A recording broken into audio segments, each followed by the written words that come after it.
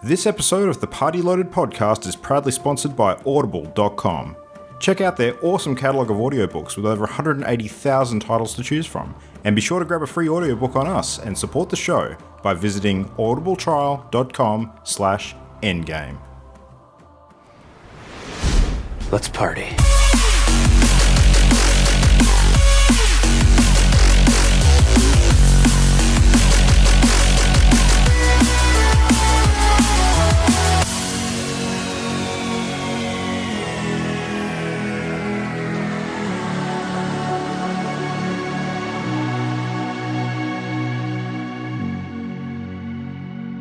Hello, let's slide right into another episode of Party Loaded. It is Wednesday evening, the 10th of April, here to bring you everything great in the world of video games. My name is Luke Rotelic. We've got the three gents joining me tonight, Mr. Matt, Game Dad Diet, Adrian Chia, and Christian Paulson Brown. Welcome, gentlemen. What's going on? What's up, everyone? Hello. Hello. So yeah, I'm very glad to have you all here tonight, clearly keeping me awake because I've already ruined everything before we even started the podcast tonight. We've had some people on the ball to help me out with some technical issues, but guys, if I really drop the ball tonight, you'll be sure to let me know straight away, won't you? Yes. Yes. Yeah. No. I don't want to find out in editing that's I've made a giant mess of things. I can always rely on you guys to let me know when things are going astray. Look, nothing's going to get astray tonight. We've got a ton of good stuff to talk about, heaps of recent gaming, and I suggest that we barrel straight into that off the cuff. So I'm going to go by our sequence on the list and throw to Christian first because you weren't here last week and you can tell us what you've been up to. So That's correct. Yeah. So since 2 weeks ago, I have just basically been playing non-stop Sekiro whenever I can. I love that game more than I ever thought I would. Yeah, it's just so good. I've completed it and I'm up to the final boss on New Game Plus now. So, Holy moly. Wow. yeah, and I know that I'm only a couple of attempts away from killing him, but yeah, I did power through New Game Plus because knowing, where everything is and already having an idea of the sort of attack patterns of the bosses and not needing to scrub every corner of the map for the prayer beads to upgrade your health. I had every prayer bead except a couple that you need to get in an alternate ending. So second time through, I did that alternate ending so that I could get the additional prayer beads, max out my health. And yeah, I don't know, that game, just the sound of a death blow, it's just been playing in my head nonstop since I started playing that game. And it's like this Pavlovian response where I just think of the noise and I salivate because I love it so much. So I also salivate whenever Pavlova is involved, for sure. Yeah. Other than that, I've played a little bit of Hearthstone, but I'm sure you'll talk about that too, Luke. Mm-hmm. I can kick it off. Why don't you kick it off? I think. Yeah, sure. Yeah. So today at 1 a.m. this morning was when the latest Hearthstone expansion released, and being the first one of the year, it's also the occasion when the 3 card sets from a couple of years ago rotate out of the standard format. So as well as introducing new cards, we drop a lot of the old cards, and that has a bigger effect on changing the meta than a standard expansion does. Yeah. And so I was really looking forward to that because the game has been getting quite stale. Some of the cards from 2 years ago were sticking around too long because they were kind of overpowered a bit, and they're sort of dominating the meta for too long. So I'm glad to see them gone, and I've really been enjoying the shake-up so far. It is only the first day, so there's who knows how things are actually going to shake out long term, but it seems like the kind of decks that are being played now are sort of more in my sweet spot of the kind of things I like to play with and against. So I'm really enjoying it, yeah. And there's no new single-player content for it, is there yet? No, they've actually been doing something a bit smart with that and staggering the release. They did that same thing with the Puzzle Labs with the last expansion, and also the Rumble Arena stuff that they did for Rustican's Rumble. Yeah. So I think it's good, because it's very hard for them to change the game cycle now. And as you mentioned, things do tend to get a little bit stale towards the end of each expansion kind of rotation.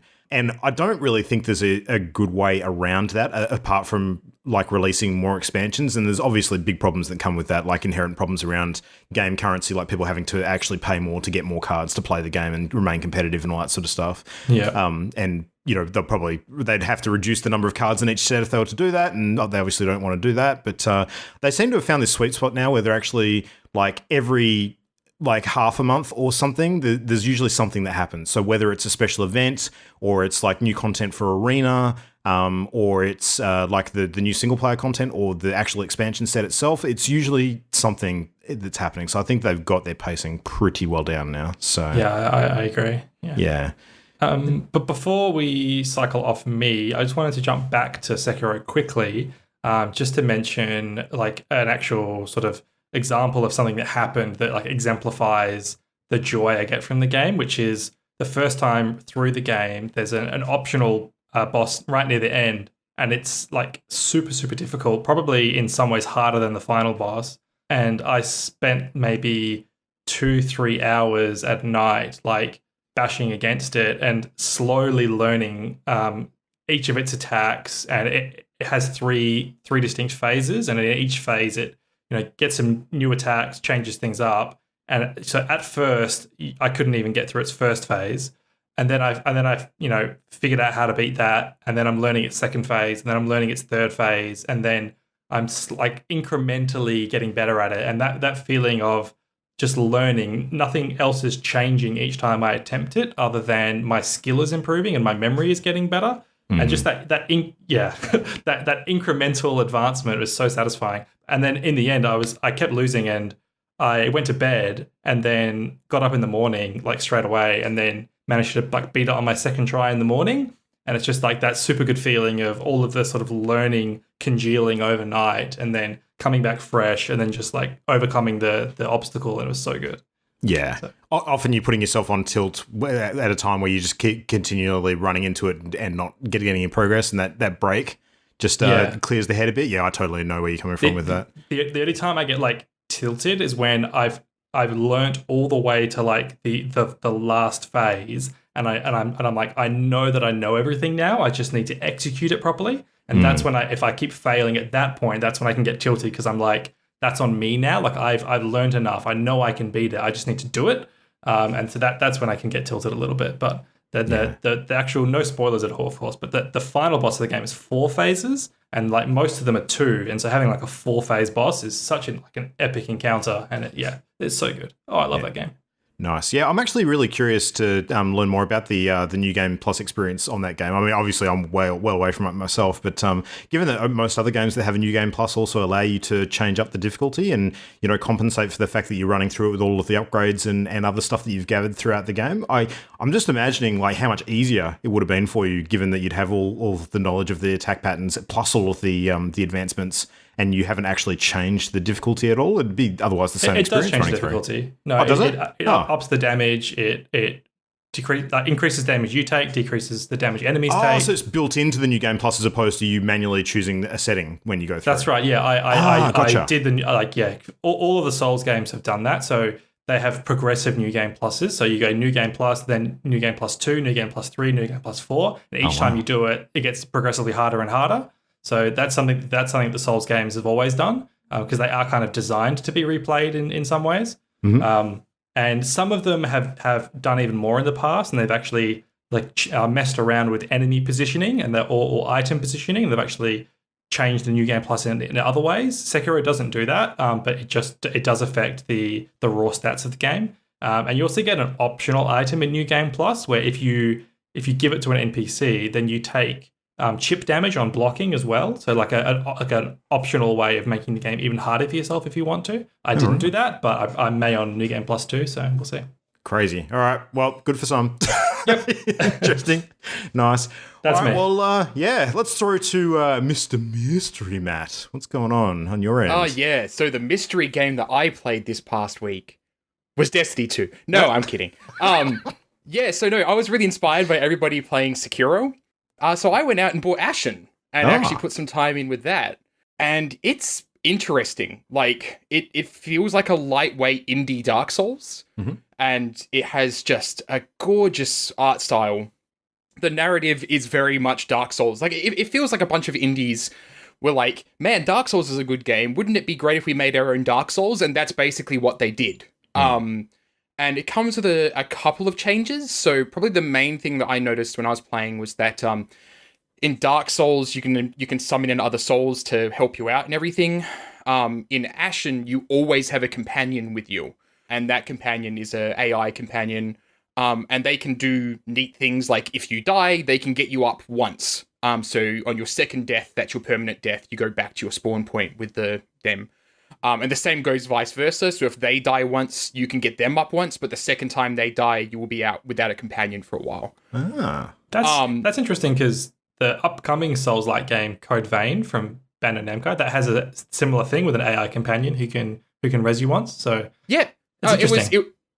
The part of the reason why I was playing Ashen was because I had a whole bunch of friends telling me that either going and playing Bloodborne or playing Ashen would be a really good kind of entryway into Dark Souls games. And yeah, I can kind of see why with Ashen, but it still has a stamina bar, very very Dark Souls 1. So all your dodging and everything will end up draining your stamina. You swing a weapon, it will drain your stamina. You can carry a light weapon and a heavy weapon, so you have 2 different weapons you can carry at a time. I haven't gotten so far into it yet that I have learned whether or not you get a shield, but there does seem to be a slot for a shield. So I imagine light weapon and shield, and then a heavy weapon is what you can carry. So obviously heavy weapon, hits a lot harder and has a big sweeping arc. But yeah, so there's a whole bunch of stuff in there. Like I found, even compared to Dark Souls, I was getting killed faster by NPCs in the game world, which feels kind of like offsetting the fact that you have a companion that's around that can constantly get you up. But probably the thing I liked about it most was the art style. Like, it's just so gorgeously minimalistic. Like, you create your character, and it's basically this blank cuboid head that you can put a beard on and some hair. And, like, there's no eyes, there's no mouth or anything like that, but it gets across a lot of character without even needing that stuff. Mm-hmm. And the narrative's really interesting. So, like, I thought that it was called Ashen because the world was covered in ash or something like that. And it turns out that's half true because that's very much reflected in the art style. But there's this interesting story about how the world was created by this gigantic raven called the Ashen that died. And when it died, it let out this, like, gasping breath that created all these enemies and mankind and everything. And now it's resurrecting, and you are basically trying to protect it. But yeah, no, it's interesting. I played for about 2 hours and then I returned it. Oh. Interesting. All right. So you decided that despite all that, it wasn't your jam sort of thing. Yes. So it has finally solidified in me this acknowledgement that Dark Souls games are just not for me. And that I can very much enjoy them from afar and watch them and everything, but playing them, like, I enjoy hard games. Like, I enjoy stuff that's difficult and everything. Like, I have been playing a whole bunch of really difficult shit in Destiny 2 this past week, which I'll talk about in a little bit. But, like, the thing that I dislike about the Souls-esque type games is that it's not just punishing in terms of you die so you get sent back, but also punishing in terms of the fact that it punishes you in terms of your time. So in Ashen, like, I was running around and killing a whole bunch of stuff and collecting this material that you use to buy upgrades and everything, and I died. So I'm like, okay, that's fine. I'll go and get my body back and I'll get my stuff back. And then I died on the way to it, which meant that the things that I lost on that first death were gone. And now an hour and a half of my game time had basically been wasted and I had been sent back. Which, as somebody with very limited time for playing games that wants to play a whole bunch of things and get a whole bunch of experiences, isn't a good feeling, right? Because that's like, well, shit, that's an hour and a half I could have been spending playing something else, I totally get that for that classic style of Souls game, because you do hard lose progression in that, like your stuff you've collected. In Sekiro, it is actually more forgiving than that. There's no, like, body collection system, and even, like, on death, you will lose half your XP, but you never drop. If you collected, say, 3 XP points, you'll never lose those 3. You'll go to, like, the bottom. You'll go to the bottom of, like, the 3rd point, but you'll never actually lose it. So you lose your progress to the next experience point, but it's actually much more forgiving than the old style of games that just cut your souls in half and you had to go collect them again. And also with the traversal in Sekiro, it's done away with the old sort of system of having to run through a gauntlet of enemies to get to the boss or to get back to where you were, because you can just very easily just evade every enemy with your grappling hook. So Sekiro is actually a bit more forgiving in that than that. Yeah. So like I can very, very safely say I didn't hate playing Ashen. I just very much realized that I had bounced off of it, and after a couple of deaths, like I got to the first boss, I gave the first boss a try, got completely trounced by it, and I was kind of left just sitting there going, so was that me, or should I have been going off and doing all these other side quests first? And it was not entirely clear if it was my failing or if there was something I needed to go do, because I was still in the starter gear. And I hadn't seen any other gear drop yet. I was literally still using my starting weapons. So it's like, is there something I've not done that I should be doing? But after having lost a whole bunch of progression and spent like 2 to 3 hours of playing and being set back so dramatically, it was just basically like, yeah, like I can enjoy this sort of thing, but I think I would have to be 10 years younger to have been fully invested in this kind of game. But yeah, like I can see why some people think that it's a more forgiving Souls game, but I can also see how Souls is a more forgiving Ashen game, because Souls actually has an XP and leveling system, which Ashen does not. So in Souls, you can just say, well, I'm dying all the time, so I'm going to buff my stamina, or I'm going to buff my HP. Whereas in Ashen, from everything I can tell, you're entirely reliant on gear for increasing your ability to survive and such. Can you lose gear through any No. consequence? No. Okay. Yeah, so you can't lose gear. I didn't see any sort of durability system or anything like that. Like there's literally items in there that's like this red nectar gourd that you have that's basically the same healing system that you have in Dark Souls. Like it is very much designed as a Dark Souls game. And from what I've been told by people, like if you enjoy indie aesthetics and you enjoy Dark Souls, then Ashen is the game for you. Because like it is very, very much like at that intersection, and it's super neat. I feel kind of disappointed that I bounced off of it so hard, because I would very much like to get into those games a bit more. But it sounds like I need to give, like, I still want to try Sekiro and I still want to try Bloodborne, because those are the other two titles that I've been told that I have to try before I completely scratch out Dark Souls. But after playing Ashen, I can pretty safely say that Dark Souls 1 through 3, that's not something I'm going to bother with. You can try another Souls like for free at the moment on PS Plus. The Surge is one of the monthly games, and that is a Souls like. It's like a sci-fi Souls like, so that's another one to try. I haven't played that one, so I can't speak for it. I remember Surge being announced in an E3 ages back, and then just never hearing anything of it again. I didn't even know it was out. I thought it was cancelled. Yeah, it came and went, but I heard mediocre things, but it is a Souls like, so yeah, cool. But otherwise, yeah, I was playing some Destiny 2. Our group has grown because everybody's super interested in Destiny again now with the Season of the Drifter. So we actually had enough people to go and try out some of the raids. Nice. And we haven't gotten too far. So we did the first boss in the very first Destiny raid, which I forget what it's called exactly. It's the Cabal-themed one. Leviathan, that's the one. Yeah. But then literally just last night before weekly reset, some of the other guys had jumped in and decided to go and try out the first boss in Last Wish. Mm-hmm. And figured out that they basically figured out a strategy, and we jumped in there. So we are not reading guides. We are going in there completely blind and learning how to do the fights. And that is the shit. Souls-like method. Yes, it is so good though. Like it is so satisfying. Like when you get it right and you work out how the mechanics work. And just yeah, like I walked away from it with a pair of gloves that were completely useless, but the fight itself was just it took me back immediately to Vault of Glass and Destiny 1 and how much fun we had doing that raid. So I'm super excited to go through all the Destiny 2 raid content. I think Destiny is still the highest benchmark for raid quality in any game anywhere because of the weird kind of puzzle mechanics in a shooter. Yeah. So the fight that you do, the first fight you do in Last Wish, you have all these symbols that appear, and there's all these platforms around, and all the symbols are snake themed. So you have like two-headed snake facing down, two-headed snake facing each other. You have infinite snake. You have all these different symbols that you need to call out to each other, but they're all snakes. And so you need to you need to be really clear about what you're talking about to send other people to stand on the platforms. You need to activate all these platforms and then fight a knight that appears while the boss is running around and attacking all of you. And that it is puzzle mechanics with a DPS phase slapped in there, and it's just so good. It is so satisfying working that shit out.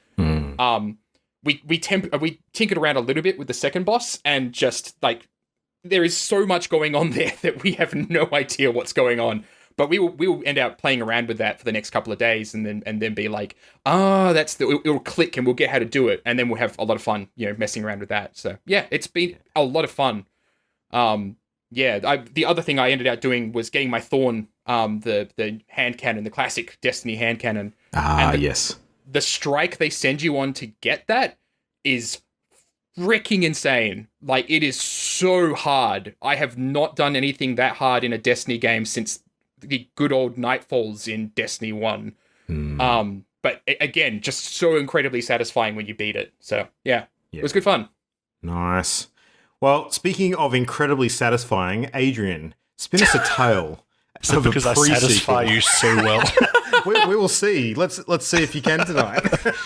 Yeah, so last week as I mentioned on the podcast last week, I picked up Borderlands 2 and played through that. So during the week, I finished Borderlands 2, and yeah, it was fine. But I did sort of have a hankering to sort of put a bow on the little series, so I decided to pick up the pre-sequel. And I must admit, the pre-sequel I enjoy way more than Borderlands 2. Is that because quality of life changes, or story, or characters, or what? What's going on? Yeah, it comes down to one simple thing: cryo damage. The game added cold damage, and so I love it. Of course, it is. For those uninitiated, in the first Borderlands 2, there were a series of elemental damages that your guns could have. So Borderlands 2 had fire, shock, corrosive, explosive, and slag, which is, and they, have different effects, but there was no cryo damage. And I'm always disappointed when I play a video game that has like elemental damage types in it, and there's no ice or cold damage, because it's my favorite. So I played through Borderlands 2, and I was like, I guess I'll have to settle for corrosive, because that's probably the next best that I like. And then finding out in Borderlands the pre-sequel that they added it to the game, I was like, yes, I can freeze things. And then on top of that, I didn't realize, but when I bought the pre-sequel, it actually came with the 2 DLC characters, and one of them, their main ability is an ice ability. So I'm like, yes, now I can do lots of ice stuff. So I'm freezing people on the moon, shattering them into ice shards. It's fantastic. So that alone would be a good enough reason for me to like the pre-sequel more than Borderlands 2. The other thing which took me by surprise, and I must have known this at one stage and forgotten, because that's what happens with me, but it turns out thematically the moon is Australia in the pre-sequel. Yeah, I heard about this. A lot of people had an issue with how it was done, but I don't know, it seems fun to me. No, it's great. I love it. And it's just funny because I didn't know that, and then, or I forgot, and I started playing, and then I was like, because for those who don't know, the pre-sequel of Borderlands takes place on the moon of the planet that Borderlands 1 and 2 take place on. Pandora. Yeah, Pandora is the planet. So the whole pre-sequel takes place on Pandora's moon, and and the gameplay is pretty much the same as Borderlands 2. In fact, it's almost a carbon copy, but all the characters are like Australian, because it turns out the game was made by 2K's Australian studio. And I did a bit of reading up on it, and it turns out that when they initially presented the pre-sequel back to 2K and say, look, this is what we're working on, it turns out they were a bit reserved when it came to the Aussie stuff they put in the game, and 2K just went, oh, no, cool, no, make the moon Australia, we love that idea. And so they did a 180 and just went full ball on making as much of the moon Australia as possible, which is great. I've heard an alternate version of that story. Oh, really? Yes. It's the same result, but basically what had happened was that because they hadn't got any voice actors in yet, all of the voices in the game were done by developers at the studio. Right. And so they gave it to 2K, and 2K were like, oh, so the moon's Australia? That's hilarious. And they were like, oh, yes, that's totally what we were intending. And so that's how it ended up happening, was just because all the developers were Australian. That's awesome. That sounds like it could be plausible too. I don't care which one of those it actually was. That's amazing. Yeah. It's a great story. Yeah. The thing I like is that you kind of get to play a big AAA game, And as an Australian, you get to appreciate all the little in-jokes that I imagine many Americans or other people wouldn't pick up. There's little things like, even like the names of things are sort of quintessentially Australian. Like there's a big wrecked ship that I came across, and it's just called like the resting place of the Dundee. So obviously that's an obvious one. But then there's lots of little other things. Like there's an area on the map called like Demon's Land. And you're like, okay, so that's a reference to Tasmania. And there's like all little things like that where, you know, every now and then you'll find something that's an obvious Australian reference. And then there's stuff that's just full on Australian. Like there's a quest where you have to listen to an audio log, and the story is tracking down a man who like went camping out on the moon under a giant mushroom called a coolabah mushroom and stuffed like a scrag into his backpack, which is just this massive like on the nose reference to Waltzing Matilda. And I was like, they really just went for it. Yep. So and that's quite fun. So yeah, I'm enjoying that. There is a massive criticism though, and it's the same criticism for Borderlands 2, which I think by now probably will be phased out in Borderlands 3, and that's that there's just a huge amount of backtracking in the game. So they pad it out by making you walk on foot back and forth between massive areas. And while you do get access to a vehicle to traverse sort of the open world, you can only pick up that vehicle from designated points. So if you accidentally drive your moon buggy into a lava volcano and then have nothing to drive around on, you need to trek all the way back on foot. I have a feeling with, you know, games like Destiny and whatnot, like summoning vehicles on the spot, I'd be surprised if Borderlands 3 didn't go with that method instead. So yeah, we'll see how that pans out. But yeah, having fun. So we'll see how we go. Sounds like Rage is going to have that vehicle sort of approach as well, which is good because that looks like quite a large area to traverse otherwise. Similar kind of shooter game. I actually the pre-sequel stuff, that's where they bring Handsome Jack back as an actual playable character, isn't it? It's technically not him, but it's one of his body doubles. Oh. So you're not actually playing as Handsome Jack, you're playing as one of his like body doubles. Is who you're playing as. Right, and Claptrap's one of them as well, isn't he? Yes. But Okay. I actually hate Claptrap, so I just completely ignored that. I hate Claptrap too, which is why I love playing him. See him explode. Yeah. Like, no, genuinely, like as a character, when you see his story in the pre-sequel, you feel really sorry for him, especially how it ends. Like, yeah, I it made me respect Claptrap and feel more sorry for him in Borderlands 1 and 2 because of the pre-sequel story. That's good storytelling, at least. I can't respect Claptrap. His name sounds too much like an STD for my taste, so it's not going to happen. Oh dear. All right, well, gentlemen, strap yourselves in because Lukey had a week off not working and Lukey got a lot of games in. So I've been playing a shitload of stuff. I'm now up to plus 200 hours on Division 2. Wow. And I come to this show every week prepared to say that the game has not incrementally surprised me in a positive way even more than the previous week. But today is not that day because it is even more fun than it was when I spoke about it last time. Holy shit, this game is... look, I'm just going to say what has been unsaid so far is that it is going to take a monumental fucking effort to shift this one off the top of my list so far this year because this is as much my game as I have played in a while. The big thing this week in the Division 2 is the first big content drop occurred. So we actually had the addition of World Tier 5, some enhancements to the way that weekly content operates. There's now weekly invaded missions in the game as well, which means you can actually have the Black Tusk forces invading previous missions that you'd actually completed, and it gives a different spin on them and different rewards and newer, tougher enemies and that sort of thing. But the big thing is they opened up the fourth stronghold, which is called Tidal Basin. Now, Tidal Basin is the funnest fucking mission in this game by a mile, in my opinion, because it is the closest thing that I've seen so far in this game to how raid-like mechanics that you were just discussing a moment ago in Destiny are probably going to work. Now, there is a bit of news on the Division raid, which we'll get to during the news section, but this is the first mission where there's some super detailed decision making as you are actually traversing the different areas in your gunfights as to what you need to peel off and start addressing before you just flat out lose the mission. So, for example, there are these shields, sort of generators that you need to basically take out. Shield generators? No, they're shielded generators. They're not generating shields themselves. They're kind of powering other weapons that you need to remove. Otherwise, these turrets just mow you down as you traverse the level. But the power packs that you need to destroy on these things are not always forward facing. So you actually need to flank around into these awkward positions while enemies are pouring out of side doors and things to actually deal with them. And when you're going in with a team of people, it means that you really well need to coordinate together to sort of cover each other and lay down suppressing fire so you can actually get to where you need to get and address the problem. And suppressing fire in this game is no joke. Like, it's not just firing blindly at dudes. Like, in the Division 2, when you lay down suppressing fire at an enemy, it actually shows that they are suppressed and they duck their head down for a certain period of time before the suppression effect cools off and then they move again. So it is a legitimate tactic to just fire a shitload of shots at somebody that you know you can't hit because they're behind cover, just to make them keep their head down so the other team members can run up. So that is a thing that happens often.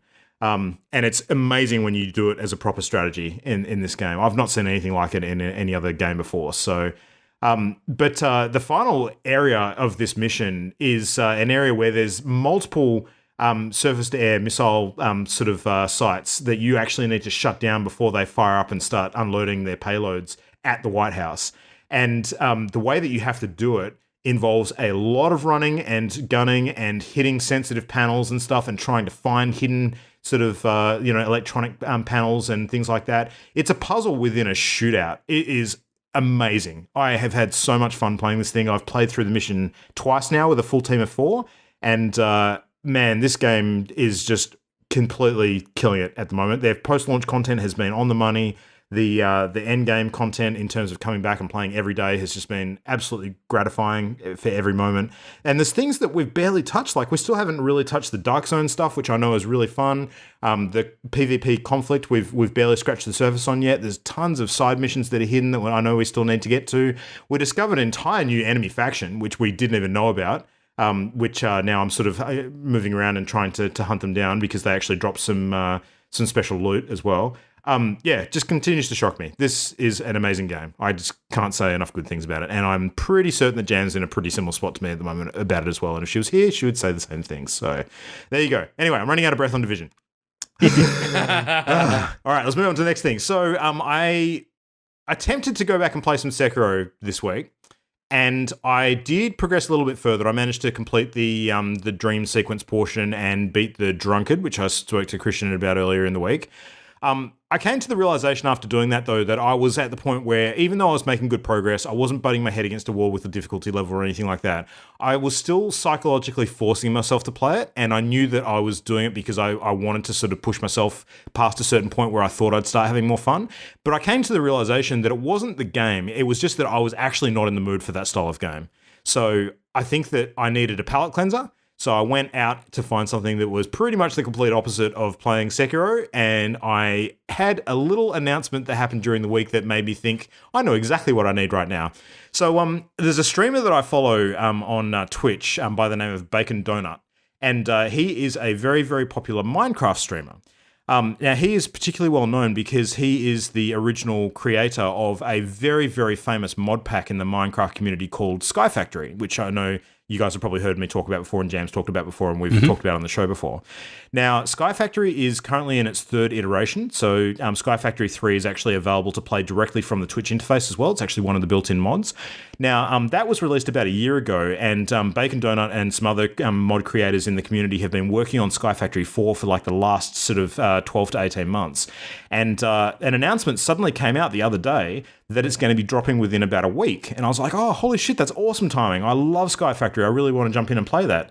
But it's a whole week away. And realizing that that's exactly the kind of game that I wanted to play and I still had to wait an entire week, I decided to go and find the next best thing. So on the Epic Game Store, there is a game that I've had my eye on for a little while, which I decided to dive in and play by the name of Satisfactory. Oh, my God. Yeah. I want to play it. So let me tell you about Satisfactory, which I have now banked 30 hours into. Wow. So Satisfactory is exactly what it sounds like. It is a factory sim. So it is very, very fun. It is super, super chill. It is all of the production line simulation stuff that you wish was in Minecraft that isn't. You can, basically the way it works is you run around the map sort of third person style. It's very similar to No Man's Sky in the way that you sort of traverse the environment. And you have resource nodes around the place, and those resource nodes might be things like ore or copper or oil, things like that. And you can mine them manually, which is the chump's way of doing things, or you can actually start to set up sort of resource extractors on them. And that starts off small, like these little mobile things you can drop down and they sort of just drill into it and you can collect resources at, a stack a time. Or you can start to build these large buildings on them that sort of automate the process, and then you can connect those buildings up with conveyor belts and connect those conveyor belts up to different types of resource sort of refineries, and they can feed into other things that manufacture sort of basic resources into more complicated parts, and have several belts feeding into one thing, so you're combining resource into an even more complicated part. And before you know it, you've got this massive, almost continent-spanning factory that is just completely automated, and you just tinker with and tweak, the settings over time and change the direction of the conveyor belts and do this, that, and the other. You build a sky elevator at one point that basically just starts to, truck resources off the planet's surface up into the atmosphere, and you use that to complete different objectives. There is hostile creatures in the game too, so you can fully run around and actually get into combat with things and kill them. And that's not really part of the manufacturing process, but you can actually take things from those killed creatures and research them, which opens up more construction options, which is kind of cool. You can repaint all your buildings. You can increase your tech levels. There's a whole layer of tech that hasn't been added to this game yet, though, because it is an early access, because this is kind of about 5/6 of the completed game. They're going to add on the final bits in the coming months. But yeah, considering the amount of time that I've sunk into it already, you probably got the impression that I'm super enjoying it, and I am, because it's great. But it is very much like what we were talking about last week with regards to Glass Masquerade. It's a game that you can totally play while you're multitasking, doing something else, like listening to a podcast. And that's probably one of the things I was kind of looking for. I just wanted something super fun, super zen, super chill. And that was exactly what I got. So problem is, by the end of that 30 hours, I actually built everything there was to build in the game so far prior to the next update. So I had to find something else to fill my time. So I'm back into No Man's Sky, guys. Nice. Interesting. Yeah. I've been very keen to check it out again, sort of in the lead up to the next big update for No Man's Sky Beyond. We only know 2 out of the 3 big things that's going to be bringing, one being a huge focus on multiplayer and the other one being the VR element. Now, I did very strongly contemplate, instead of diving back into my PC save, actually purchasing it on the PS4 and diving into that to get ready for the VR drop, because I'm very unlikely to buy a PC-based VR headset at the moment, because the PlayStation VR is, fulfilling all my needs in that regard. And I'm certainly not, VR focused enough to go out and buy a second headset, because, I think that the PlayStation catalog is fine for me currently. But I didn't, because I kind of wanted to go back to my original save and see where I was at and sort of play around with some of the new stuff they've added since then, like all the new aquatic features and that kind of stuff. So I logged in, and I don't know what the hell I did the last time I logged out, because it was around August last year was the last time I played this game. But I landed on a planet that was barren, apart from the fact that it was covered with bubbles and these giant floating orb creatures that just bled blood out onto the ground. And I do not recall saving my game at any point in a planet that looked like that. So I was very scared. It's like, what's going on here? So yeah, and my ship was beat up and all crashed and shit, and yeah, I'm back into it. So yeah, despite being very weirded out by that, No Man's Sky is still a lot of fun, guys. That sounds really creepy. It was so creepy. I'll show you a photo of it later, but it was totally something out of like a, I don't know. Sort of eldritch dream. Yeah, exactly like that. Some Bram Stoker sort of stuff mixed in. I don't know. It was just, bizarre. Bubbles bleeding blood onto the ground. Who the shit thinks up with these things? It's usually. Yeah, true. Not me this time, though. So, yeah, but anyway, so that all being said, this Sky Factory 4 thing will drop next week, so I'll probably be singing a different tale in a week's time, but that's me. So, tons of good stuff. And, of course, Hearthstone this morning. Got a good bunch of Hearthstone in. Christian and I played a game just before the podcast, too.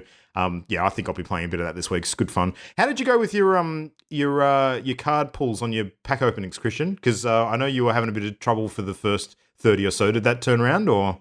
Yeah, I mean, I got I think comparable to you. I got 8 out of my 110. I think you got 8 out of your 100, you said? Yeah. Yeah, That was which is including one of actually- the pre-purchase ones that you get as a bonus. So, yeah. Oh, okay, Yeah. That's around average, so I'm not complaining on this time. Yep, it's pretty good. It was probably the first expansion in a while I've gone into going, I have no idea what's good. So, yeah, I don't know. I'll work that out in the coming week and maybe report back, or we'll see. But yeah, tons of gaming this week. Let's move on to some news. And given that I've just been talking about Division, we'll kick off with that first. Now it's time to hear some gaming news. Time for some gaming news. All right, so Division 2. Raid is coming. So the Division 2's first raid is going to be launching on April 25th. There's been a bit of stuff happening in the last week where some of the studio devs have been doing some streams, showing some of the content, and actually talking about what's going to be coming next as well. And they've got a new video sort of showing off gameplay of various different pieces. But the raid is going to be pretty notable in that it's going to be the game's first 8-player activity. So... Did you say various different pizzas? That's what I thought. Pizzas? I said pieces, but sure, you can say Oh, pizzas. sure. Okay. Get a slice of this action for sure. Yeah. So 8-player raid. Now, the good thing about this is that I suspect it's going to work with the matchmaking that exists in the game currently, which is actually quite smooth. So unlike a Destiny raid, for instance, where if you can't get actual sort of, X number of people physically together to launch the thing, you could be, having some problems actually completing it. With the 8-player raid, I suspect if you can use matchmaking, you'll be able to fill any gaps in your team to sort of get up to the 8 that you need. Because 8 is quite a lot of people when you consider it. So now currently we have an active group of 6 people playing. So if we can supplement that with a couple of extra randos, I think that will be fine. But yeah, I'm super looking forward to it. It's probably going to be the thing in April that I'm most excited for now. And they have sort of given a bit of information about the stuff that's coming up later in the year. So like the big year 1 content sort of first expansion is going to be called Operation Dark Hours. And that's going to be set on the tarmac of the Washington, D.C. airport by the look of it. So, yeah, going to be pretty cool. New specialist weapon coming shortly thereafter as well, which looks like they're adding a minigun to the game as one of the things you can grab and level up your talent tree for. So the specialist weapons in the game already are like a explosive crossbow, a grenade launcher, and a huge sniper rifle. So adding a minigun to that sounds pretty cool. And we know there's at least another 2 specializations coming throughout the year. So there's some theories about what those might be. Some people think it might be like a flamethrower. Some people think it might be a support class with like a robot sort of mech thing similar to what one of the factions use in the game already. I think they might add a rocket launcher, but who knows? There's a lot of cool options they can use with existing assets in the game. So It'll be white phosphorus. That's what they're going to add. yeah, I mean, who knows? There are different sorts of ammo for various weapons already, so they could quite feasibly add that. You just don't know. So, but yeah, it's really cool how they've done everything with the year 1 pass as well, because unlike other games, all of the content is completely free. So despite the fact that there is a year pass, like you don't need to buy it to play the raid content or any of the DLC that's dropping throughout the year. All the year 1 pass gives you is additional cosmetic options, and you can get slightly earlier access to all of the new stuff. So you can play it, a week early kind of thing. But if it's like an 8-player raid, unless you've got 8 other players that have done that, it's kind of pointless. So whatevs. Yeah. But yeah, Division 2 content, very exciting. Now, something that also happened during the week, which I would kind of label under the very exciting header, but also under the very confusing header, and we're all going to talk about this now because I think we've all got some thoughts on this one, was the Nintendo Labo VR that we spoke about a number of weeks ago. A little bit of extra info came out about that this week about some of the games that exist already on the Switch that are going to have some VR options that you can use this stuff for. Turns out that 2 of them are actually Super Mario Odyssey and Legend of Zelda Breath of the Wild, to which I saw and went, what the fuck? So, It's pretty bizarre. It is super weird. So just to clarify, it's going to be very different for both of them. For Mario Odyssey, it looks like there's actually some separate content that has been created for the VR sort of experience specifically. So it's going to be custom made for that, and it's kind of like a little addendum to the game. But in the case of Zelda, it seems like you'll just be able to play the straight up game using the Labo VR. So, thoughts? Well, the obvious one, which I'm sure we're all thinking, is like everything so far for the Labo VR has shown people holding it with no strap. Yeah. So how do you hold the Labo VR on your head and play Zelda at the same time? It's kind of weird. And yeah, I don't know. Maybe it'll be just like a sightseeing thing and not really intended for like action, or I don't know. Yeah. I kind of get the impression that it might just work with, you put in your copy of Zelda and everything, and then you can boot up the game and you can play it with this VR experience. But I do kind of get the impression that the reason you'll be able to play it in VR is because it'll be fully playable because it will just be the game, but with a VR mode, and that won't necessarily be good. And that's kind of what worries me, like, because the Labo is going to do VR just fine, I'm sure, but I don't want to see them just kind of like force Zelda into it to sell Labo kits, especially if they don't even come with a head strap and you can't consistently play Zelda in a VR headset. Because that kind of seems like, they're advertising it, certainly with the way they spoke about it, it seemed pretty not vague that you'd be able to play Zelda in the headset, period. Like, that was it. But the question is, will it actually be a good experience inside the VR headset? Because for me, having done some VR headset design, Zelda is not the game I think of when I think this would make an excellent VR experience. So I must admit, I'm a little concerned about VR for No Man's Sky for a similar reason, because from my experience so far, games that have short, self-contained experiences that don't go on for hours and hours and hours on end tend to work quite well. But when you're talking about like very long periods of gameplay, and a game like No Man's Sky is something that definitely lends itself towards that, and Breath of the Wild would be exactly the same. That kind of stuff is super fatiguing when you're in a VR headset, and I just don't think it's comfortable or fun up past a certain point. So I got this weird image though of kids playing Legend of Zelda, sort of with the VR headset on, literally just lying on their beds, face down into a pillow, playing this thing. So that might be the way to go. I kind of feel like Nintendo, they haven't made a big deal of this really. Like, it was announced on Twitter, it wasn't part of like a big direct announcement, and because of the sort of scale of the announcement, I don't think it is going to be this wondrous experience. I think they are kind of hesitant about it. That is my impression as well. Yeah. They must know how people are going to take it though, because this is a pretty amazing thing when you look at it from a distance. But yeah, up close, I will say though that, like, you mentioned No Man's Sky VR, like, playing that in a VR headset, doing the space combat and flying around, that'll be incredibly good. That'll be so amazing. The on-ground stuff though, no. You're going to get motion sick so fast. Yeah. I agree. Like, the space combat is the big draw for me, but yeah, I don't know. Like, there's some stuff in Zelda, like being in a VR headset would make some of those puzzles very difficult. So yeah, and Mario Odyssey as well. Like, it struck me that I think you were saying a few weeks ago, Matt, like playing that game even with the Pro Controller is quite difficult because you need to be able to operate the Joy-Con separately to use some of the hat spin sort of techniques and things. Doing that on a VR headset seems like a nightmare. So, but look, you mentioned that some of the puzzles might be difficult, but my impression is that it's a 3D, it's a third-person camera for the VR. It's not first-person. Yeah. Okay, if that's the case, maybe not.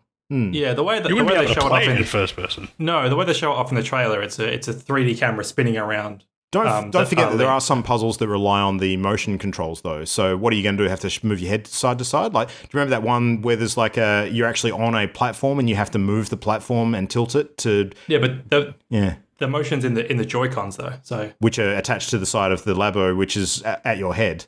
So no. Oh yeah, true. Actually, yeah, yeah. You see the point. Like, this is my concern with everything with how the Labo actually works. I think for custom-made games, that's going to be great. Yeah, you have to be holding the controller, though, Pro Controller, and that has 6 axes in it too. I don't know. So I mean, hopefully you can do that. You would need the head strap. That's how I played it. I played it with a controller, so yeah. I don't know. We'll have to see. I think I'm not going to run out and buy this set to buy just to play Zelda on, but I really want to speak to somebody who's going to play it. I really want to get some points. I think it's going to be terrible, personally. Yeah. Yeah. It reminds me of literally the it reminds me of Google Cardboard, and the sort of experience you got out of a Google Cardboard was terrible because it was literally just this awful screen that was never designed for VR, right up close to your face, and just it was not a pleasant experience, and that's why they stopped doing them. It's interesting that Nintendo's trying it. I do have more faith in Nintendo to get it right, but I don't know if the Zelda or Mario experiences are the ones that are going to get it right. I think it'll be the little niche Labo games that get it right. I'll tell you one thing that the Labo does have going for it, though, is that it will be a 100% wireless option. So, yeah.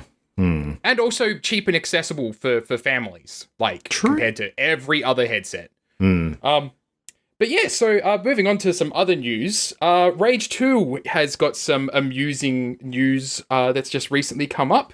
They're adding a whole bunch of cheat codes to the game as pre-order incentives. So they have said that you would never have to pay real human money for cheats, but apparently by the pre-order incentive, you get a couple of them unlocked from the moment you start the game, and you can turn them on, but they don't clarify which ones those are.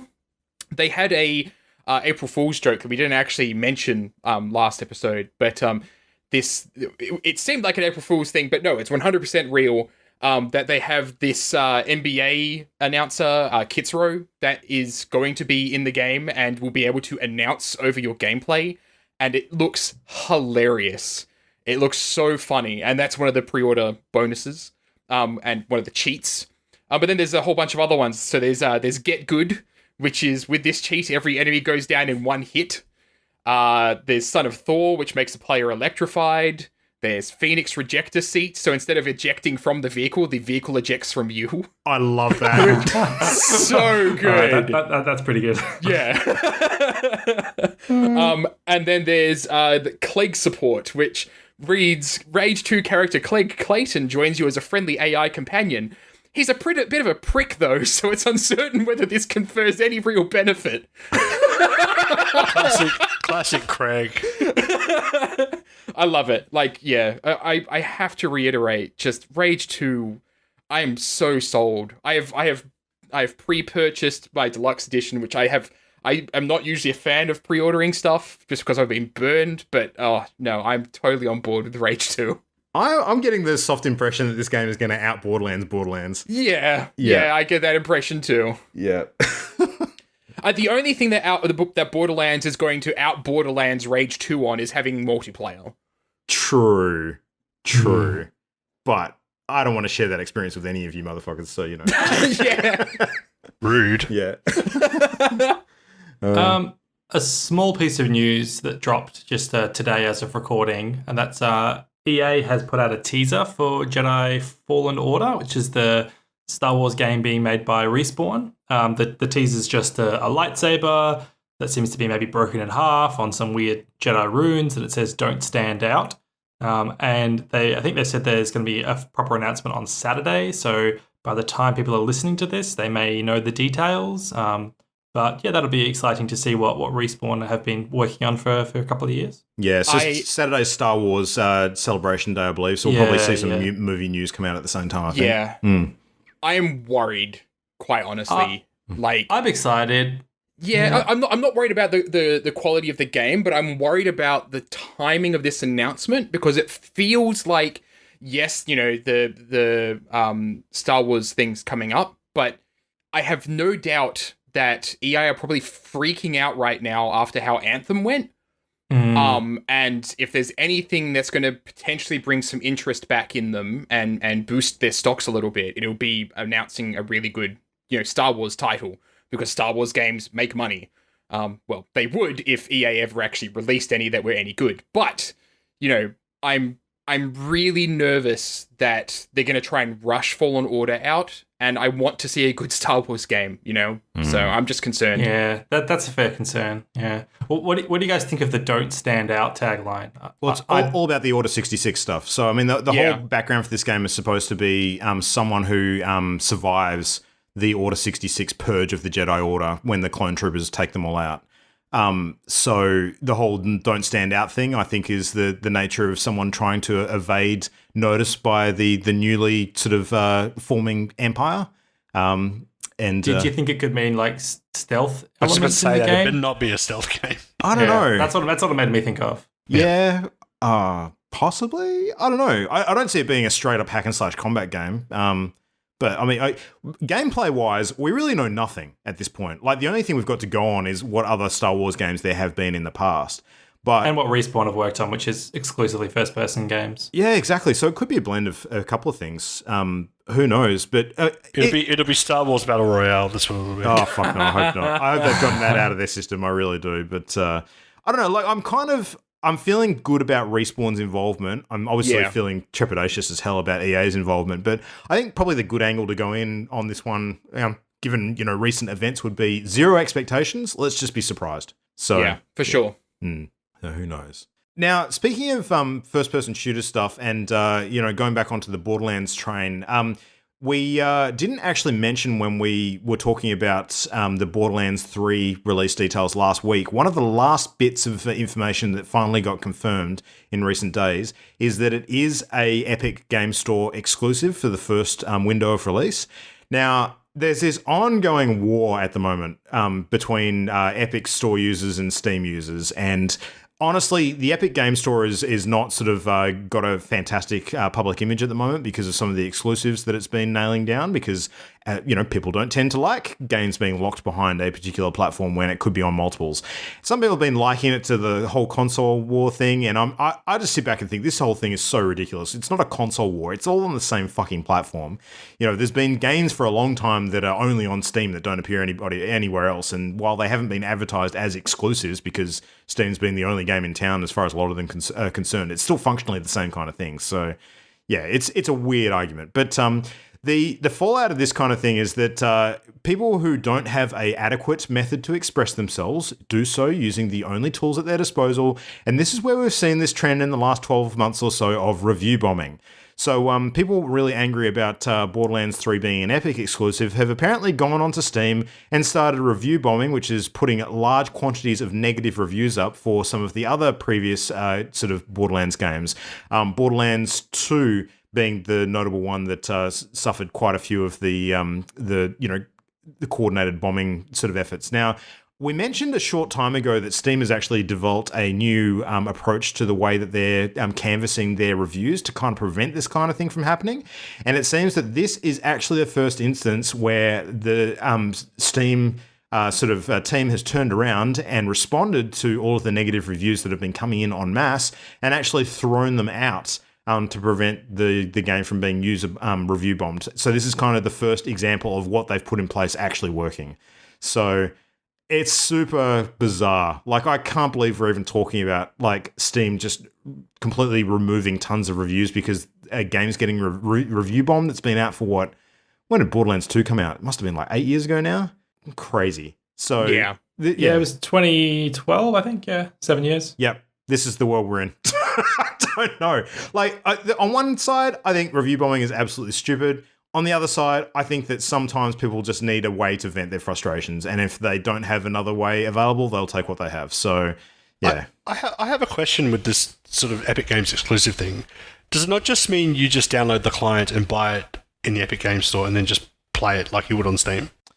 Essentially, yeah, but one of the things that people don't like in this case is that, there's this whole thing with people liking to keep their game libraries together, which I kind of understand. And Borderlands in particular has only been on Steam previously on PC, as far as I understand. So all of a sudden, you're going to have the third Borderlands game that's on a different launcher to any other one that you might have had previously, which is a bit shit. So Steam also has a lot of functionality for like your friends list and joining your friends' games that are already in progress, that sort of thing. And Epic doesn't have that set up yet. So I mean that's just one concern is the ease of the social side of things. Yeah. I just think the vitriol seems to be disproportionate to the actual inconvenience to me. Welcome to the internet, Adrian. Yeah. Yeah, it pretty much is. But like the funny thing I found about this whole scenario is that Epic have been like, we're not putting reviews on our games because they get abused. And then this happens because of the Epic Game Store doing exclusives. And it's like, well, there's just more justification for them to not add a feature that people complain doesn't exist on the Epic Game Store. Yep. Because Steam reviews are so often just garbage. I completely agree. User reviews are shit. Don't have them. I think they're much better off staying away from that personally. So I totally agree. But anyway, it is what it is. So we'll wait and see how Borderlands 3 plays. I think, they'll want to have some decent ways to sort of match up with your friends. Epic's not great setup for that at the moment, but time will tell. They obviously know that it's a focus they need to have. So fingers crossed. Anyway, that's all the news this week. Relatively quiet week, all things considered, compared to recent episodes. But that's all right, because we got something fun to talk about tonight, which I'm going to throw to Christian to kick us off on. Yeah, so for our main topic tonight, I wanted to have a chat about an issue that isn't really talked about much, but it's something that I have a vested interest in, and that's game preservation.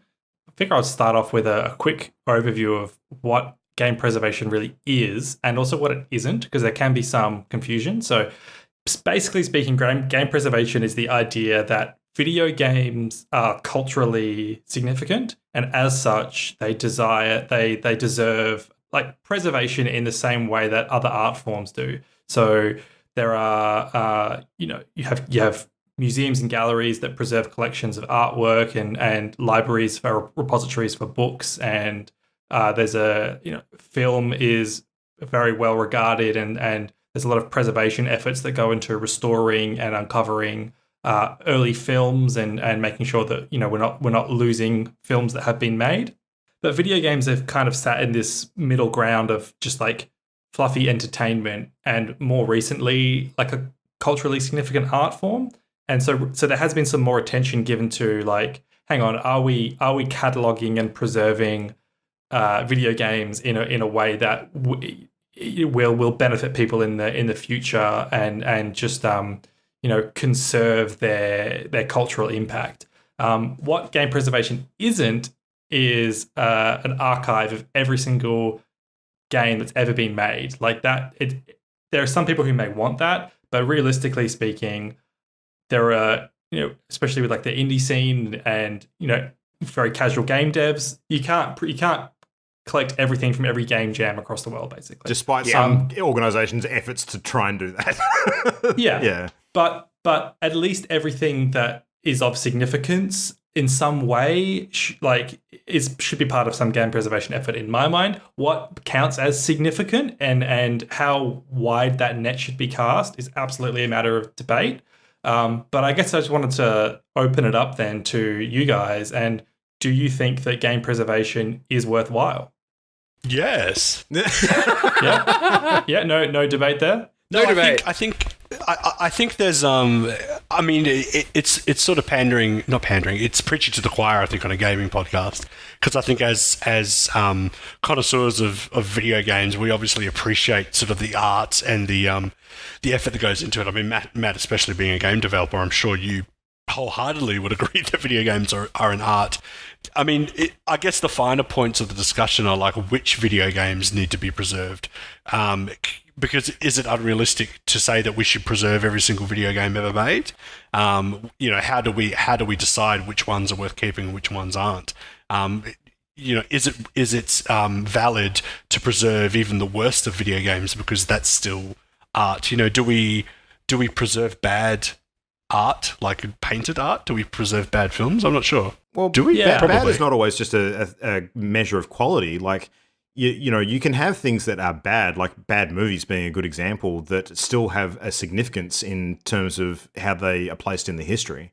So I would argue, absolutely, yeah. The names slipping my mind, but the very first feature film made in the States was a pro KKK film, and so today people wouldn't endorse that film, but it's culturally significant as the first feature film from the United States, so it's worthy of being preserved. So same with maybe a game that was controversial, like something like Hatred, E.T. Which was E.T. Yeah, I mean that's a humorous example, but something which really struck a nerve, like Hatred, which was a game where it was basically a mass shooting simulator. There might be some people who say that game doesn't deserve any attention whatsoever, but maybe the time and the place in the culture of the 21st century, maybe it still does deserve to be preserved. Yeah. I was going to say, there's a cultural significance about these sort of things that preservation is important. Because like if you just go and destroy everything in the past that we really dislike now because we've learned from them, you're not going to maintain those lessons. It'd be like, okay, well, we can't write anything about a Nazi into the history books because they were really bad people, and we don't want anybody, taking their ideas or anything like that. So I think there's a difference between preservation and ignorance. Like, like it's choosing.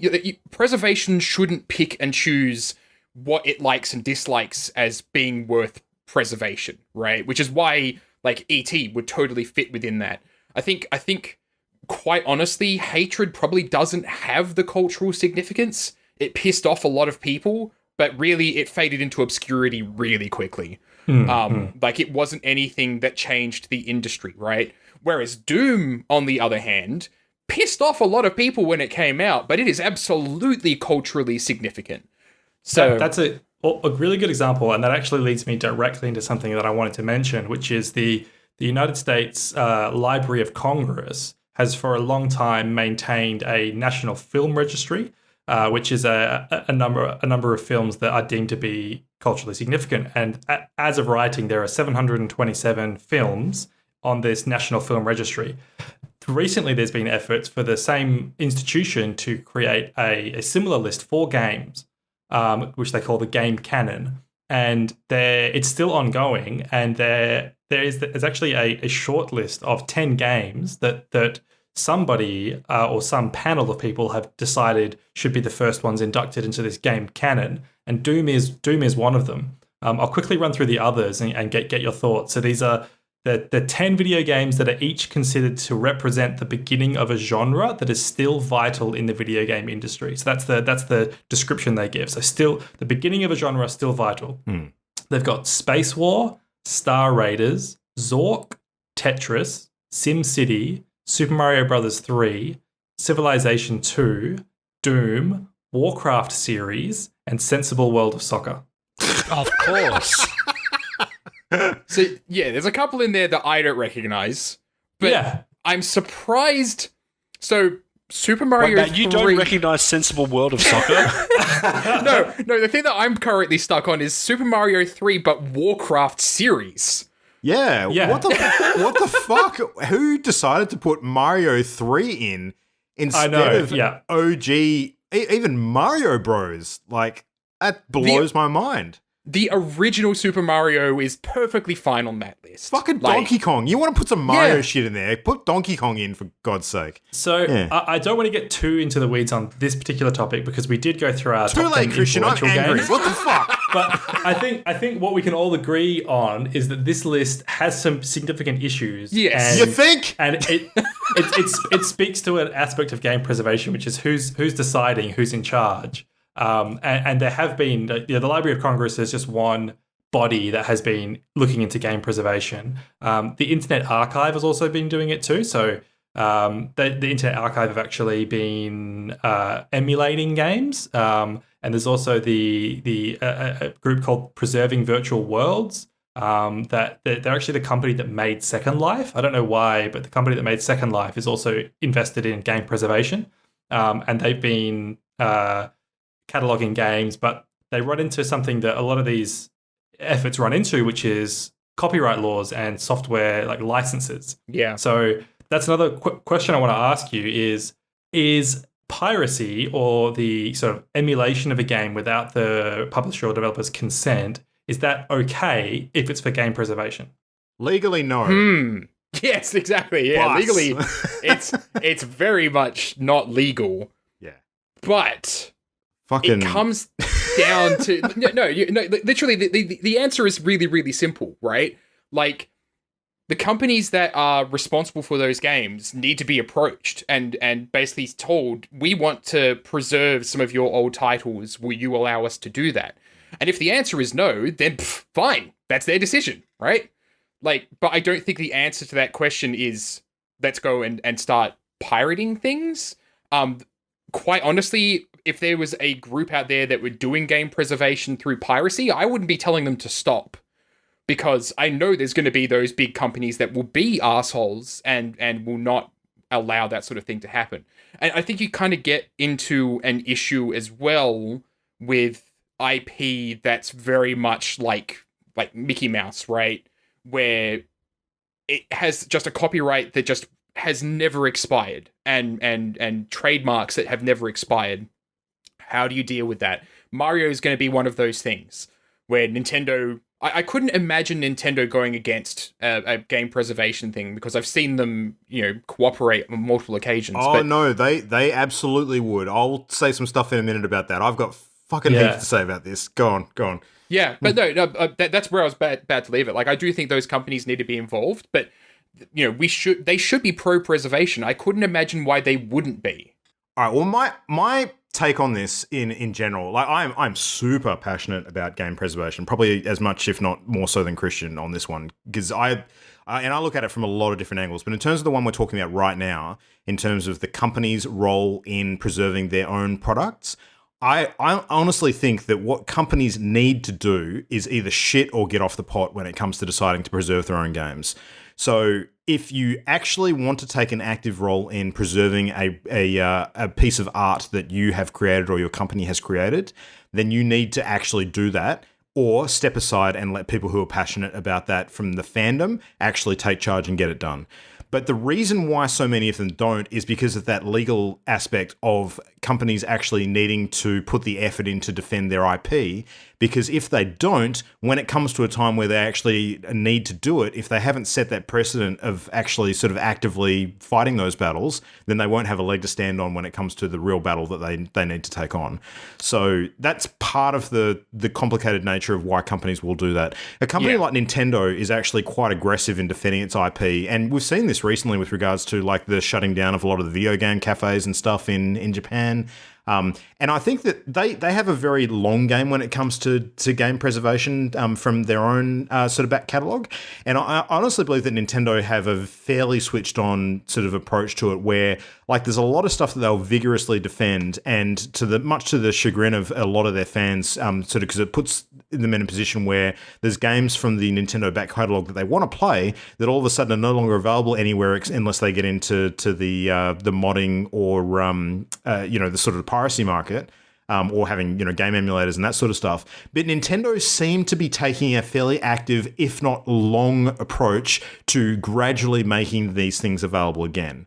So Nintendo do game preservation through migration instead of emulation is the term that's used, where they're bringing it forward to the current generation. Nintendo, as you say, look, they are absolutely aggressive in defending it. And actually, there's a statement from Jason Scott, who was the maintainer of the Internet Archive game preservation effort. And he said that like most companies he's dealt with did not take issue with their ROM images being offered in this manner, but did note that Nintendo has put pressure on them not to include any Nintendo consoles within the collection. So he cites Nintendo specifically there as a stick in the mud. So. And Nintendo have actually shown that they are willing to do this like time and time again across different generations. Like from looking at what's happening with the Switch now and the Nintendo Online service, where they're actually bringing back a lot of old NES games, and I'm sure they'll get onto SNES games and so forth as time goes on.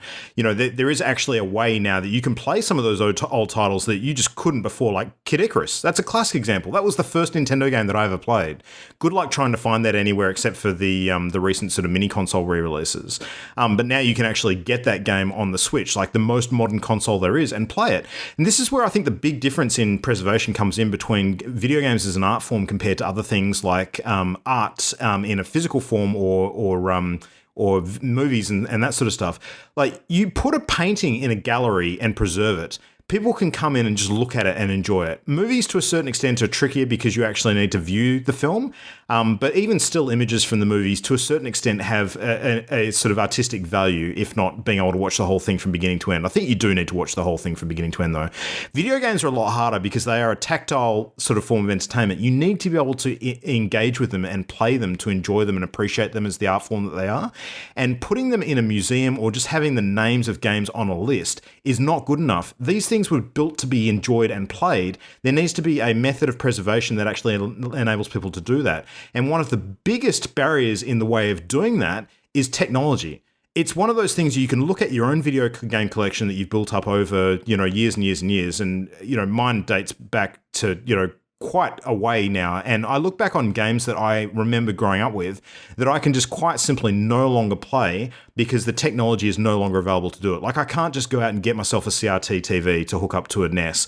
I have PC games that will no longer run on modern computers because they're just too fast. Like, there's an RPG that I used to play on my old Pentium 586, which was one of my favorite RPGs ever. It's a game called Entomorph, Plague of the Darkfall. Shout out to anyone actually who has heard of this thing.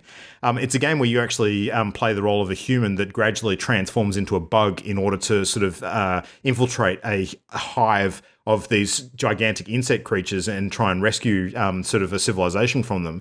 Fucking awesome, amazing game. Like, the concept, it sounds great as well. I can't play that anymore because the CD that it's on, despite the fact that it's intact, just won't run on any modern machine that I've got. So there's a game preservation that's important when it comes to even being able to play stuff that we still have in our possession, just finding the means to do it. And I think that what Nintendo does in order to enable people to actually play and enjoy those older games, putting it on modern consoles, is absolutely 100% the way to do it. They just, they'll never satisfy everybody with being able to do their entire catalog at once. It's something that they'll have to work on for years and years and years to come.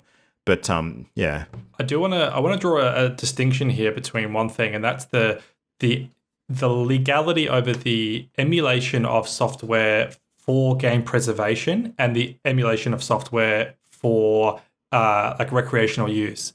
In the United States, the Digital Millennium Copyright Act, the DMCA, even though it's a United States law, that is a standard that's kind of acknowledged or abided by globally, and in as early as 2003, they actually introduced an exception that allows for computer programs and video games distributed in formats that have become obsolete and which require the original media or hardware as a condition of access to be exempt from copyright. So that's for the purposes of game preservation. So if you're doing it, for a cataloging effort, you actually, if it's a game that has become obsolete and you can't get the required hardware anymore, you are allowed to legally catalog it. In 2015, they extended that exception to include games that require a server-based authentication step. So legally you're allowed to modify or hack a game that would require a server authentication to not do so. But they said specifically MMOs weren't included in that. Yeah. But as of 2018, they extended it to include MMOs as well. So even MMOs, you are legally allowed to emulate, or as long as it's for the purpose of game preservation and not for recreational use. Yay, City of Heroes lives again. Which I think it's a very interesting distinction. And it's kind of weird, Luke, because I get what you're saying about like games are meant to be played. But then it's like, you're allowed to preserve it, but you're not allowed to play it in a recreational way. And it's kind of like, what's the point of preserving it? Is it just to like, so it exists, I guess is the point? Yeah, there has to be an end in mind for that because it's just not the same. You just can't appreciate it for what it is. Yeah. Hang on. So let's reel back a second. All those films that are currently being preserved, they're not publicly accessible to everyone to just go and I'm going to take these and go to watch them. Aren't films meant to be watched? I agree. Yeah, it's same as like super old books from like 1,000 years ago. You can't just go into your library and get out the Magna Carta. Matt and Christian and I have the exact same problem with those two things for that reason. So, yeah. Yeah. See, my perspective is that like, I would love it if those things that you could set up a system in some respects that you could treat them like a library, right? Where I can be like, I want to take this thing out for this purpose. And so, I want to go and get this game that has been stored away and preserved. Then yes, I can go and grab that and I can pull it out and do whatever I want to do with it and then give it back. And that feels like a decent way to handle a lot of those legal issues. I do find it interesting with Nintendo because that whole explanation makes a lot of sense now with them re-releasing consoles and everything and redoing their games because they're now ongoing products. But like, yeah, my perspective certainly is games have a lot of stuff that's behind the scenes that run them. And what I find as a game developer, with a lot of stuff becoming open source now and people just being like, here's my source code for this thing that I've developed, there's a lot of modern games out there that have been released by indies that you can actually go and get their source code off of like GitHub.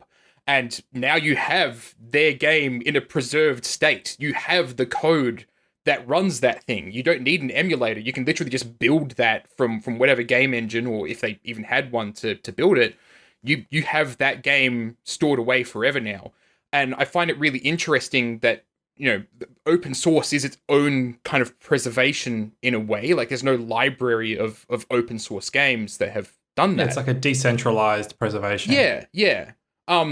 But certainly with older titles and everything, I'm very much of the opinion that while I agree with what Luke is saying, that, to be able to go and get those things out and to be able to watch those old movies and to be able to get those old books and everything, thanks to the mouse, that's incredibly difficult to do because of how like copyright laws and everything work now, because they're still owned. They're still active IPs. It could literally be something that was released 30 years ago and hasn't had another game since or anything like that, but it's still an active IP, so you can't do anything with it.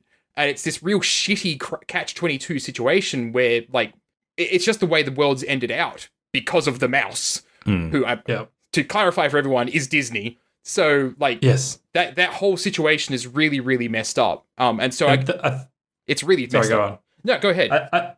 For video games, I think we have to put those mouse ears on Nintendo, because I think they are the ones. There's another little excerpt I wanted to read here, which about those DMCA exceptions, and it says the DMCA exceptions do not mean that all ROM images are legal. Concern about continuing video game preservation was raised in mid-2018 after Nintendo initiated a lawsuit against two websites that distributed ROMs for games from their older platforms. So again, we see Nintendo being the ones wearing the mouse ears in the video game world. Yeah. Which is really shitty, because basically what they want to do is to keep those things as ongoing products, which clearly make money for them because there's a demand for those things. But this is where I say, like, maybe the answer for preservation is to not make those things publicly accessible, but make sure they're preserved. Like, that might have to be the answer, which is a really shitty answer, but, like, Nintendo has gone and proven that there is a market for those old things. So I just wonder if we can't have the best of both worlds, where they preserve the original versions of some of those things and make an iterated version of it that's still publicly accessible, that's improved. Yeah, so that'll work. Yeah. There's another big issue in game preservation that we haven't touched on directly, which is that a lot of these games, the companies don't exist anymore, and that's part of the problem. Is that the actual like source code or the game is inaccessible? Particularly games from very early on, like arcade games and like games from failed consoles that were produced in very limited quantity, and you just physically cannot find the game anywhere. And there's a small slice of gaming that I find fascinating, which is mobile phone games from before smartphones, when there were all these weird little games that were being made for like flip phones and stuff like that. Snake! And Snake was on everything, but they're like, I had this weird game where it was like a monkey climbing up and down a tree, throwing a coconut, you had to dodge the coconut. Shitty little thing, but that game was this weird, like, ephemeral thing that doesn't exist anymore. And I wonder if anybody is bothering to preserve these early mobile phone games. Yeah. Anyway, tangent. So I have fond memories of one where it's like a red ball, and you have to navigate the ball through a series of like maze-like platform stages. It was just this random little platformer where you play as a ball, and I just have distinct memories of playing that. And a friend I remember I beat the game at the time, and I was like, dude, I beat the game, I beat the ball game. And he was like, well done, you beat the ball game. And he made me feel bad about it. And it's a very distinct memory in my mind. We've had some pretty concerted efforts from people trying to preserve games that have actually been like forcibly removed from the market as well. I mean, PT, great example. Yes, and example, yeah. Flappy Bird, even if we're talking about the mobile phone stuff as well, like Flappy Bird was pulled obviously because of its controversy of using assets from other games, like the Mario games, I think were kind of the design that it borrowed heavily from. But that game was so massive and so popular that people were trying to preserve mobile phones that had that thing installed before it was removed from the App Store. And some of those phones on resale were going for ridiculous amounts of money. So it was just a weird situation. People actually were trying to preserve that kind of stuff. I mean, obviously financially motivated in a lot of cases, but I'm just really consciously always thinking about game preservation these days with the vast majority of digital sort of infrastructure that a lot of modern games require to even sort of stay running. And games as a service is the biggest threat to game preservation I think we've seen in a long time, because without these games actually being able to rely on the servers that they run on, with the ongoing support from the companies that run the games and the populations that have to sort of play to actually make all of the game systems and structure actually work, I mean, what's left? Really nothing. Like, honestly, when it comes to like console exclusives, I do think that's a problem.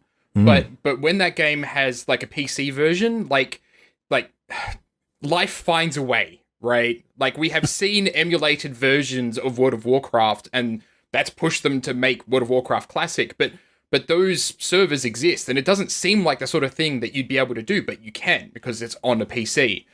Certainly something like Destiny 1, I think that's going to be a very, very difficult game to preserve. Because you don't have access to it. And it will take Bungie going and doing something, but quite honestly, I still think that like those games as a service, they're going to be difficult to maintain for sure, and to store away and preserve. But I think that the biggest problem is still going to be IP. Like, have any of you heard the story about No One? Which game is it? No One Lives Forever. Yeah, that was what it was called. No. Okay, so No One Lives Forever was published by Fox. And it was developed by Monolith, and there was Microsoft was involved in some degree, but Fox Interactive got gobbled up by Vivendi, and then Vivendi got gobbled up by Activision Blizzard, and Monolith. Yeah, basically the whole story of No One Lives Forever is it was a freaking fantastic game that people wanted to see re-released and sold. But the IP ownership is spread across several companies that no longer exist and have been gobbled up into other companies that don't give a shit. But they also don't want to loosen their grasp on the IP in case they decide that at some point they want to go to the other IP holders and buy out their shares of the IP so they can actually go and make a new title of it. And so there was somebody that was actually trying to get all of these IP holders together so that they could get permission to re-release the game legally so people could play it again, or at the very least get it back on store shelves or put on Steam or something so that people could buy it and play it, because it's a freaking fantastic game. And basically all of the IP holders completely were just like, nope, none of us want anything to do with it, because either the answer was we don't own enough of the rights to it to say yes, or we don't want to, is basically what it came down to. And it was just all of these people that you've got to organize together to agree with in some consensus to release this thing. And it basically means that game is now in limbo, even though it has a PC release. And so somebody that had access to the source code went and illegally put it online for people to download. And it's still online for people to download, but it doesn't work on modern PCs. So there's a lot of loopholes to have to jump through to get that game to work. What's the game called? Situation, no one lives forever. What an ironic name. There is actually a fantastic article about it on Rock Paper Shotgun that I really recommend reading, because it is an emphasis on the sort of issues that are faced by people trying to do games preservation when they come up against any sort of IP that's currently held by somebody, especially if it's only in part. That's a story I've heard repeated a lot with our old Atari games, because I know that Atari, the company, like fractured into several different parts, and there are games where one company owns the name of the game, another company owns the source code, and then like it is fragmented like that. Even there was a period where Duke Nukem was in the legal grey area for a while, where Gearbox was saying they owned something, but then the original creator was saying he had something in his contract where he owned part of Duke Nukem, and that did get resolved. But like, yeah, the legal side of things can mess things up, and that's why I think these third-party like emulation-based efforts that kind of sidestep that and go, we don't care about who's making money from it and who owns it. We're just gonna preserve it anyway. That's where I really admire that. Yeah, I can agree with that.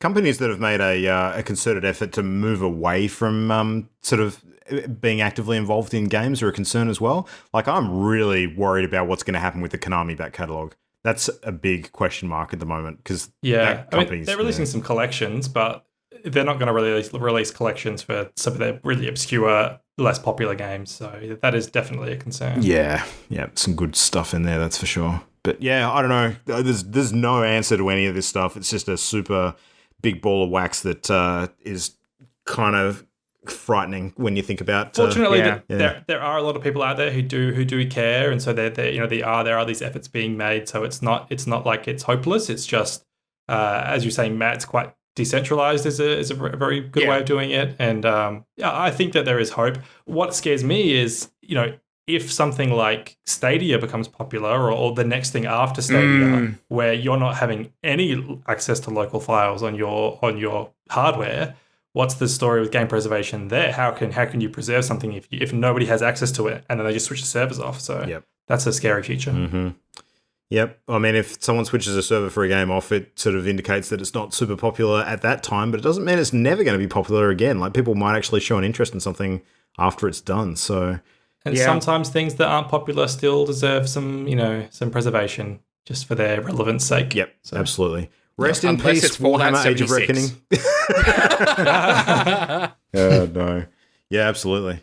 Cool. Well, that's game preservation. Yeah. Everyone listening should if you see any efforts out there, you should join in and sign the useless petition, but do it anyway because who knows? Yeah. Absolutely. In the meantime, grab all the games that you have and glad wrap the shit out of them. That's the only I think it's also a really good point to call out the Nostalgia Box here in Perth. Oh yeah. Because they have a whole bunch of old consoles and some preserved games there and everything. And if you've never actually been, it's basically like a video game museum. And it's really neat. It's very cool. Yeah, sure. All right. Christian and I went there once, and I have a photo where he beat me in Pong, and my granddad still teases me about it. It's a good photo. I don't think we'll ever be rid of Pong somehow, but it's for the best. Yeah.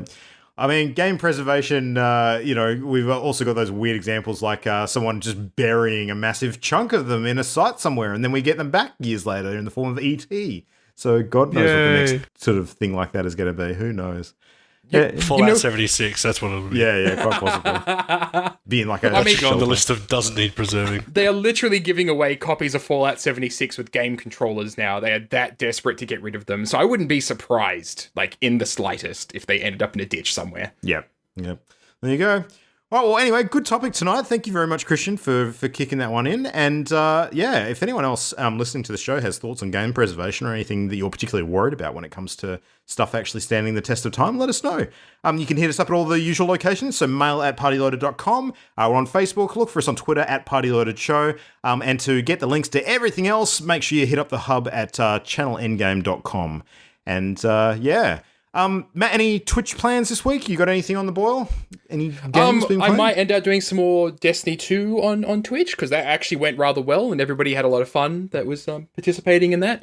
I still want to get back and play some more Vampire because that is still something that I was quite enjoying. But yeah, otherwise, it's just going to be between those two, I imagine. I haven't got any other games right now, unless I get into the Isle with friends. I might do some streaming of some Isle. That sounds like a good stream go, actually. Yeah. It is very good for it. And it's a ton of fun. Well, we had a lot of fun when we were playing most recently, just being Suchomimus out in their little island. Yeah. Hey, if you do decide to check out Satisfactory, it is multiplayer, just saying. The moment you mentioned it, I'm like, why didn't you tell me? Because I would have bought it and played it. Well, there'll always be a chance later. Adrian, Borderlands pre-sequel, how many more hours do you think you're going to have to pump into that thing? Yeah, a few. I'm only about 4 or 5 hours in, so there's still plenty left to go. I am also eyeing up Risk of Rain 2 is now open in early access. Yeah. So I'm a huge fan of Risk of Rain, so I've poured tons of hours into that. And I'm very curious as to how Risk of Rain 2 plays because they've completely changed the, the perspective of the game. So the first one was very, very tiny, 10 pixels per character art, side-scrolling roguelite, and Risk of Rain 2 is like a full third-person over-the-shoulder style. So it'll be very interesting to see how it maintains some of the traditions from the first one. I've listened to a few podcasts this week that have mentioned people checking it out, and early response has been pretty good, man. So Cool. yeah. Cool. And Christian, how many more hours do you think you're going to pump into Sekiro before it finally kicks your ass? Let's see if I can do a third lap through the game. Good I'll at least God, finish off the man. second one. But other than that, I'm not sure what else I'll be playing. I did finish Devil May Cry 1, so I may move on to Devil May Cry 2 and then see where I go from there. Yeah, jump in. Cool. Yeah. Well, I'm looking forward to Sky Factory 4 when that launches next week. In the meantime, I'll probably do some more No Man's Skying and Divisioning, but we'll chat about all that next week. Thank you very much for listening, everybody. Hope you've enjoyed the show. Thank you, gentlemen, once again. Been a good chat. Thank you. All right. Bye. We'll see everybody again in 7 days' time. Until then, good night. Good Bye-bye. night. The Party Loaded podcast is a Channel Endgame production. For this and more great gaming content, bookmark channelendgame.com.